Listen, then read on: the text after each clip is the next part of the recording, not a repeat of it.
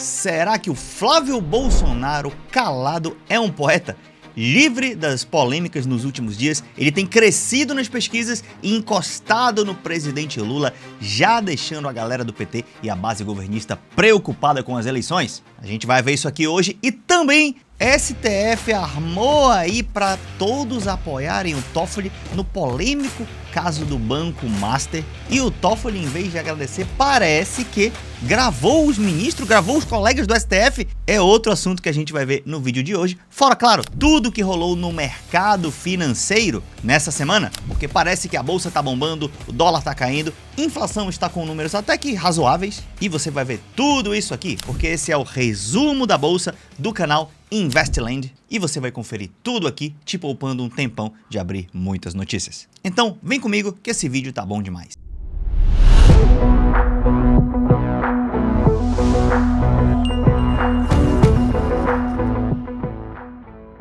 Começando com o nosso índice Ibovespa, que cresceu quase 2% essa semana, fechando acima dos 186 mil pontos.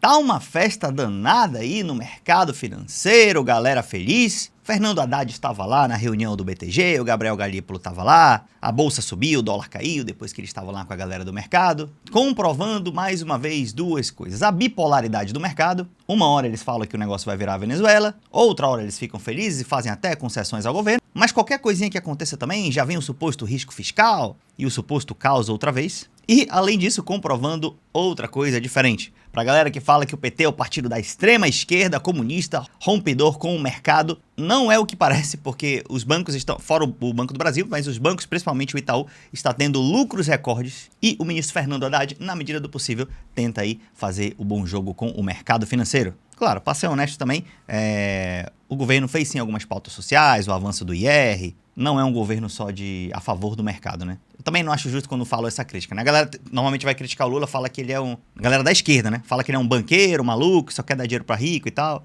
Eu acho um pouco de viagem na maionese, assim como falar também que ele é completamente contra o mercado, enfim. Então, vocês sabem a minha opinião, ela é polêmica, mas eu julgo ser a mais próxima da realidade. Outros índices que a gente teve: fundos imobiliários praticamente no 0 a 0, Bolsa Americana caiu. Será que a bolha da IA começou a estourar? Não, a meu ver isso aqui pode parecer uma queda normal, mas os próximos dias dirão, tá? Nosso querido dólar ficou no 0 a 0, fechando a 5,22, a valores consideravelmente bons com relação a um ano atrás, né? Um ano atrás a gente estava com o dólar mais de R$6, com todas aquelas polêmicas do Trump, tarifas e tudo mais. Agora o mercado parece que se acomodou mais um pouco. Para os cracudos de criptomoeda, Bitcoin caiu mais de 2% essa semana, estando aí cerca de 50% abaixo da máxima histórica, tá? Então, para você que gosta do ativo Bitcoin, não é muito minha praia, apesar de eu ter um pouquinho, tá? Mas para você que gosta, você não deveria estar com medo. Na verdade, você deveria estar feliz, porque você teria mais opções de comprar agora a um preço menor. Prepare aquele super print do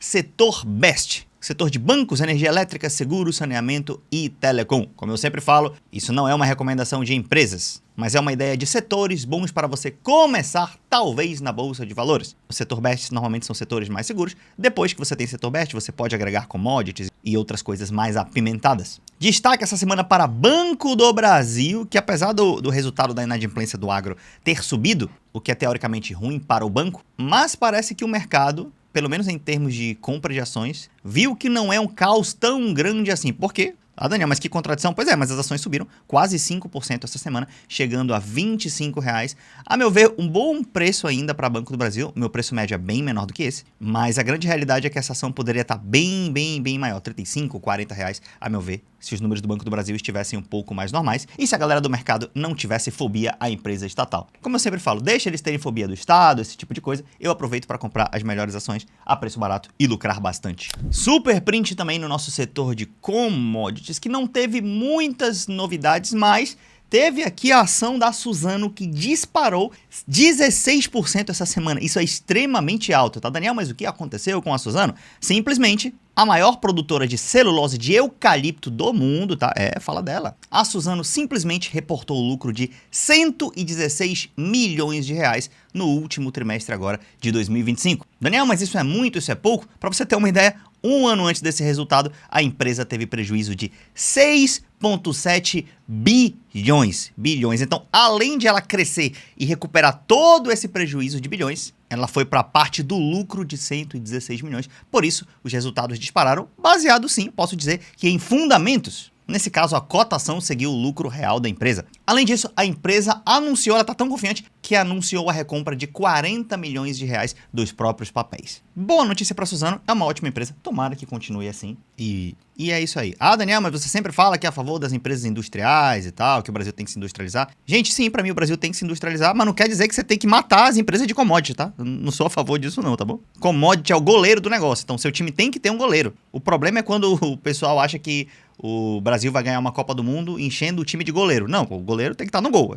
Eu não quero tirar o goleiro, mas dali em diante você tem que ter zagueiro, meio-campo, atacante. E são outros setores, né, na minha visão, que não são setores de commodity. Previsão do mercado essa semana. Cara, o mercado esse ano até que não tá com profecias tão ruins, não. Eles estão prevendo que o IPCA vai fechar menos de 4%. Boa prévia para inflação, tá? O Brasil tá com bons números para países emergentes, tá, gente? Pelo amor de Deus. De inflação. Estão prevendo que o ano vai terminar com 1,80% de PIB, dólar a 5,50 e Selic a 12,25, ainda em valores altos, mas menores do que a gente tem hoje. Então, para ser sincero, eu sempre tento ser sincero com vocês, o mercado não está tão pessimista esse ano, o que me deixa até com medo, né? Porque normalmente o mercado erra mais do que acerta. Então, quando tem um ano que eles não estão tão pessimistas, me dá medo. Partindo para o noticiário político, Lula versus Flávio Bolsonaro, esse confronto que está se desenhando. O Flávio Bolsonaro adotou uma estratégia de ser menos polêmico que o pai. Com a fama de muito radical e o próprio mercado aí não queria um nome Bolsonaro, né, para disputar a presidência,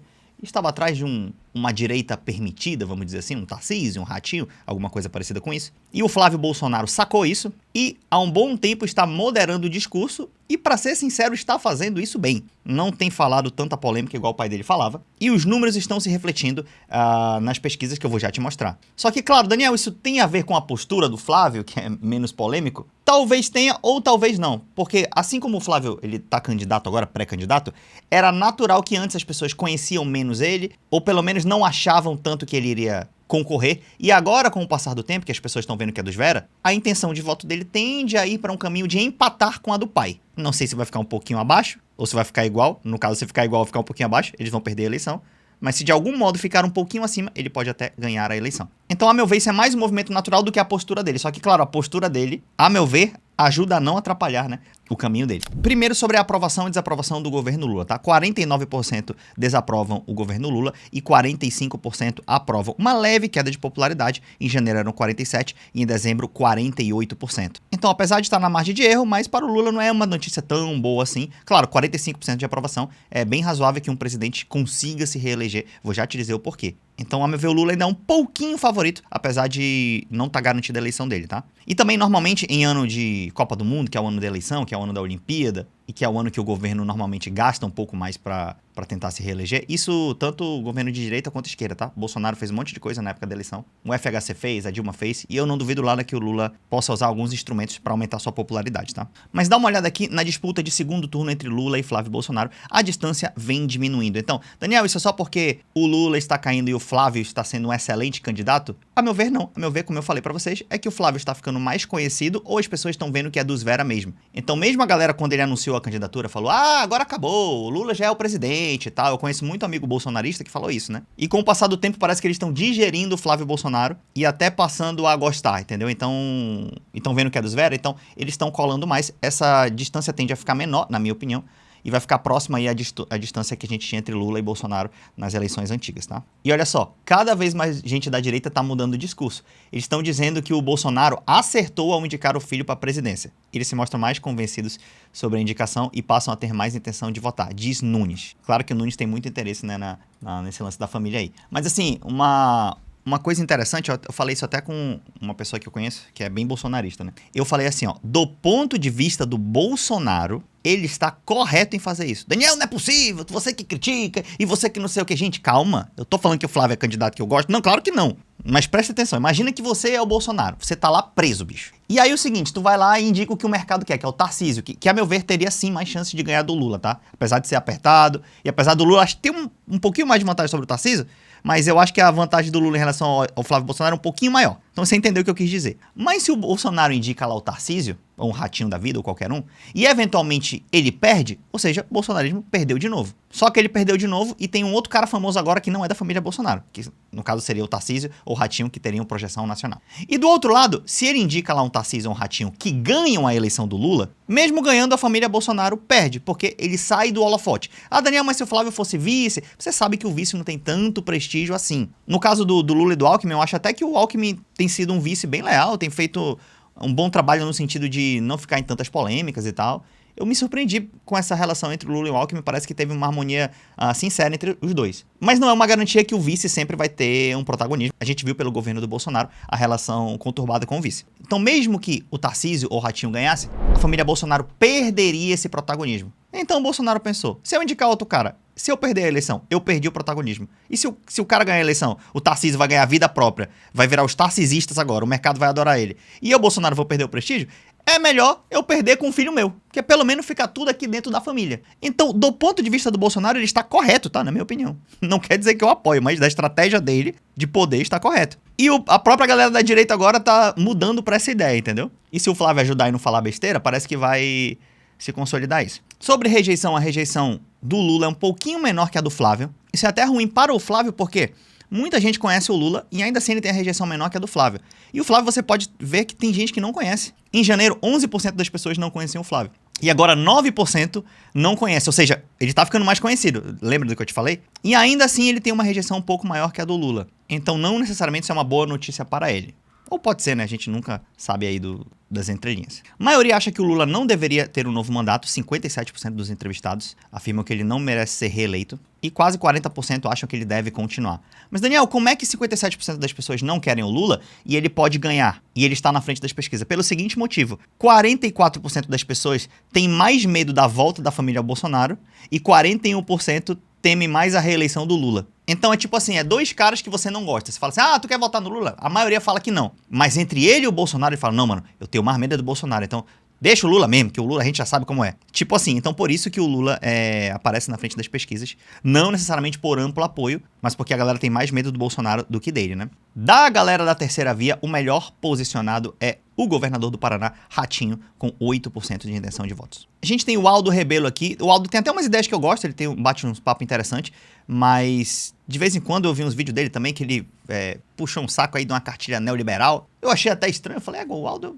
imaginei que era um cara diferente, então não sei se ele tá fazendo um discurso para agradar ambos os lados, mas o fato é que o Aldo não tem conhecimento popular, não tem o partido forte, não tem base eleitoral, então deve ter dificuldades. Quem deve ter menos dificuldades que o Aldo, na minha opinião, é Renan Santos, do Missão, porque o Renan é um liberal assumido e tal, mas o MBL nos últimos tempos tem até falado uma outra coisa desenvolvimentista. Eu acho que é mais para pegar essa galera que tá crescendo na internet, essa galera que fala de desenvolvimentismo. Então, não sei se é original assim deles. Pode ser ou pode não ser. Mas o MBL, o fato é que eles têm uma organização muito melhor. Eles não têm deputados federais eleitos, porque o partido é novo. Mas, cara, a organização do MBL, apesar de eu discordar aí de boa parte da visão deles econômica, mas, cara, a organização deles é muito boa. Isso você tem que tirar o chapéu pelos que eles fizeram. Cara, fundaram um partido. Cara, vários jovens e tal. Ele tem a galera que gera cortes. Então, eu imagino que essa pode ser uma boa eleição pro Renan Santos.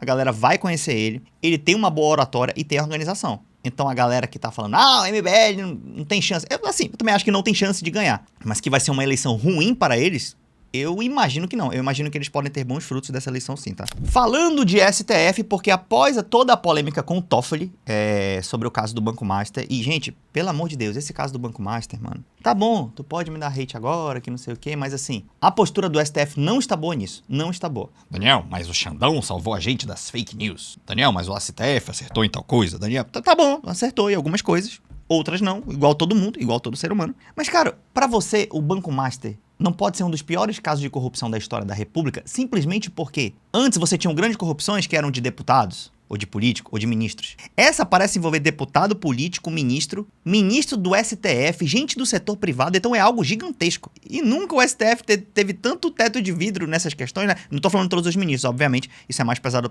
pro Toffoli, e até um pouco pro Xandão aí, do caso da mulher dele que tinha um contrato. Mas assim, do Xandão, tipo assim, o cara às vezes contrata pra ter uma moral, né? Não necessariamente cometer o crime, mas ainda assim é muito estranho esse contrato da mulher do Xandão, isso é extremamente estranho. Por isso que eu sou contra essa parte da esquerda que quer proteger o STF em nome de tudo. E vou já te mostrar por quê. Porque apesar de no passado o STF ter cometido acertos, se a gente tem a história, e você de direita ou esquerda deveria ter a história de não ter político de estimação ou ministro de estimação, quando tem algo que há evidência claríssima de crime, você tem que ser a favor de investigar. Então essa parte da esquerda que vê aí benefício que o STF causou e que do outro lado está com medo, eu falei parte da esquerda, tá? Porque não é toda a esquerda que está fazendo isso não, mas que está tentando blindar o STF de alguma forma com esse seguinte argumento: não, pô, eles estão começando no STF, no Toffoli, daqui a pouco vai pro Xandão.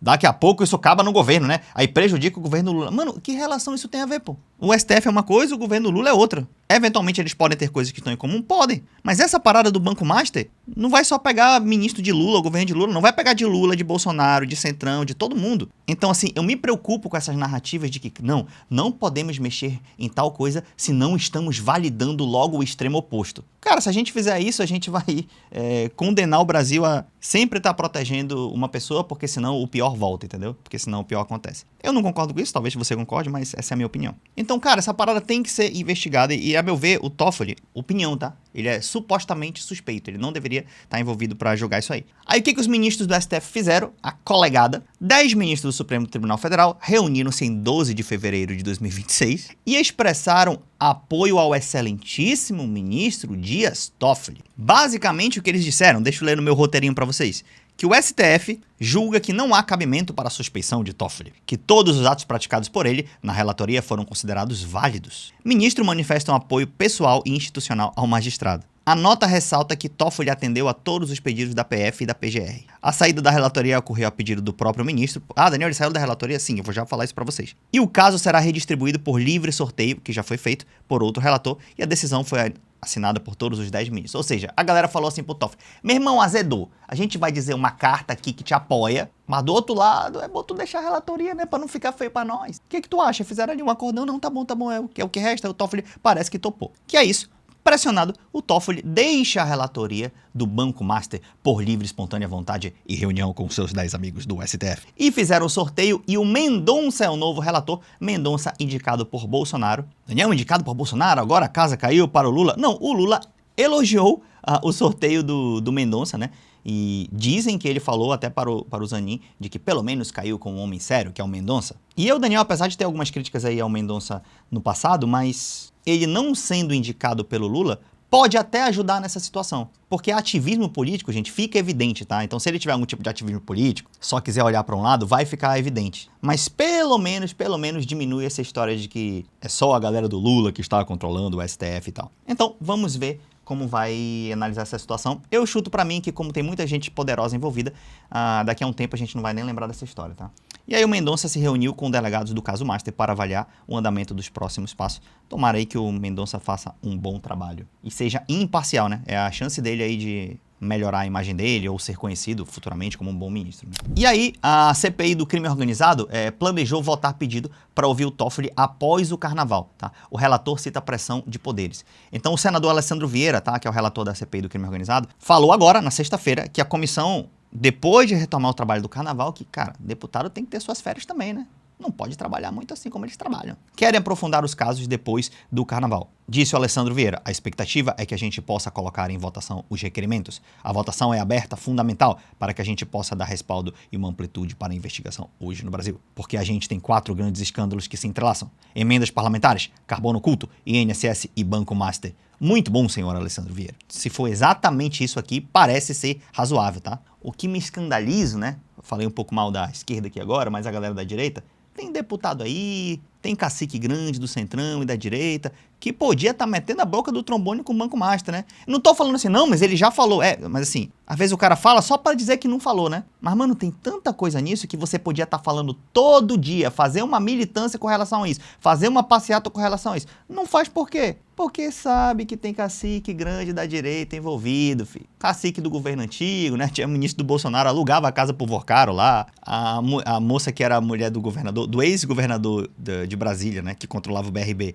O cara foi preso. E o novo marido dela tinha relação lá com o Vorcaro também. Então, assim, não sobra pra ninguém não, filho. Por isso que tem muita gente caladinha com essa parada. E aí o Toffoli, ainda assim, ele tá um pouco agoniado, tá? Porque apesar da reunião com os 10 ministros lá, e ele sair da relatoria pra aliviar um pouco a barra dele, mas olha o que aconteceu e que a galera está suspeitando. Ministros do STF desconfiam que Toffoli gravou sessão secreta. Meu irmão, isso aqui é seriado, pô. Imagina o ministro... Cara, é a Suprema Corte, tu é o super poderoso Saiyajin do país.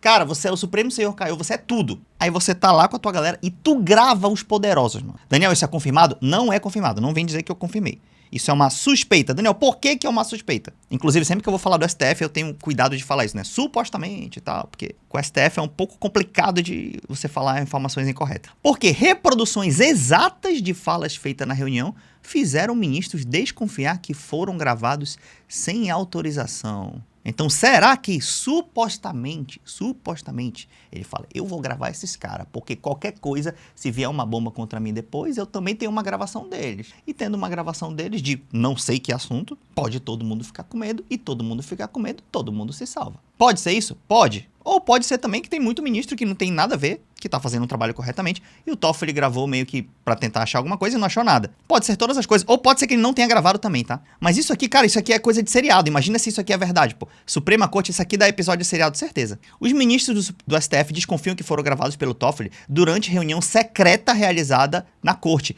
que foi na noite do dia 12, tá? A informação foi publicada pela Folha de São Paulo e confirmada pelo Metrópolis. E por que que eles desconfiaram? Porque foram divulgadas reportagens na imprensa com relatos precisos das falas feitas durante a reunião. Então, os ministros estavam lá reunidos e fizeram as falas. Depois, na imprensa, apareceu exatamente as falas que eles tinham falado. E eles pensaram, bom, tem alguém interessado nessas falas aqui. Será que foi o Toffoli que fez para se defender? Ou pode ser outro ministro? Nunca saberemos, ou talvez saberemos, né? Esperamos os próximos capítulos. Então, essa situação do STF, do Banco Master, INSS, Operação Carbono Oculto, eu creio que o Brasil teria uma boa oportunidade agora de mostrar que pode ser um país diferente. Eu, Daniel, te confesso que eu estou ansioso para ver os próximos capítulos.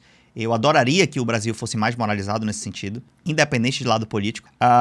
Mas aquela minha desconfiança de sempre de que pode não dar nada ou dar pouca coisa, confesso pra você que infelizmente ela impera e eu não tô tão confiante assim, embora haja uma leve esperança. Mas é isso, se quiser deixe sua opinião nos comentários. Muito obrigado por mais um vídeo de Investland e a gente se vê no próximo.